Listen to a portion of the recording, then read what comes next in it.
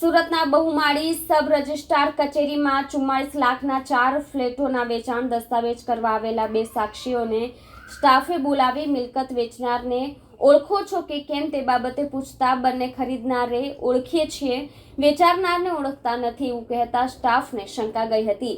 તેમણે તરત જ મિલકત વેચનારની પૂછપરછ કરી હતી, જેમાં તેના ફોનમાં આધાર કાર્ડ જોતા બોગસ દસ્તાવેજ બનાવવાનો ખેલ ઉઘાડો પડી ગયો હતો।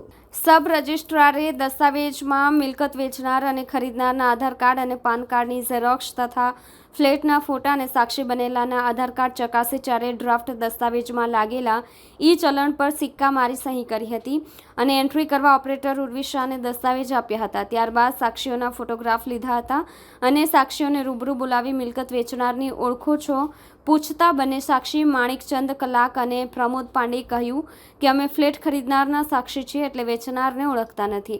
ત્યાર પછી ડ્રાફ્ટ દસ્તાવેજમાં રજૂ કરેલો વેચનારનો આધાર કાર્ડ જોતા અને દસ્તાવેજ માટે ડમી વેચનાર બનીને આવેલા વ્યક્તિનો ચહેરો જોતા બંને અલગ દેખાતા શંકા ગઈ હતી એટલે પૂછ્યું તો વેચનારે પોતાનું નામ અસલ માલિક સુધીર ગોંડા હોવાનું જણાવ્યું હતું। પછી જન્મ તારીખ પૂછતા યાદ નહીં હોવાનું જણાવ્યું હતું, જેથી શંકા જતા સિનિયર અધિકારીને બોલાવી મિલકત વેચવા આવનારની વધુ પૂછપરછ કરી તેનું ઓરિજિનલ આધાર કાર્ડ માંગ્યું હતું, જે મોબાઈલમાં બતાવતા તેમાં જીશાન મોહમ્મદ રફીક ખાન લખેલ હતું।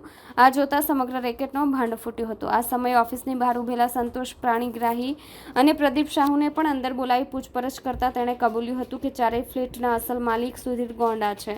પ્રદીપ અને સંતોષ કચેરીની બહાર જ ઊભા હતા। સંતોષ અને પ્રદીપ ચારેય ફ્લેટનો સર્ચ રિપોર્ટ કઢાવી વિકાસ મિશ્રા સાથે 44.30 લાખમાં સોદો કરી નાખ્યો હતો। પ્રદીપ શાહુના ખાતામાં 2.30 લાખ અને 40,000ની રકમ સંતોષે આપી હતી। 2 લાખની રકમ વકીલને સ્ટેમ્પ પેપર માટે આપી હતી। તેઓ 2 સાક્ષી પણ લાવ્યા હતા, જેમાં એક સાક્ષીનું નામ માણિકચંદ કલાક અને બીજાનું નામ પ્રમોદ પાંડે છે।